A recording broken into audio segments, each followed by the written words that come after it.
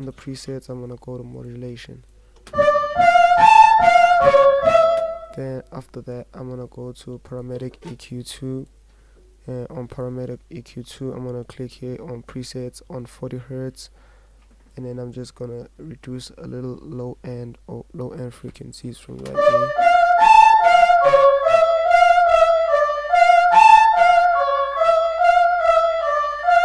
And then I'm just gonna take this and take it down. Okay, now again I'm just gonna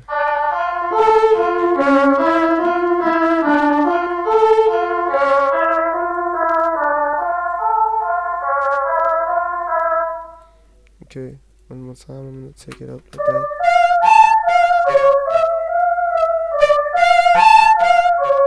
Take the Maximus down a little bit. Now I'm gonna add the convolver. Take it down a little bit. Reduce the volume. Then I go on this. Simply just gonna add a convolver to this. EQ2. 40 Hertz on presets. And then simply just reduce a little bit of the low end frequencies.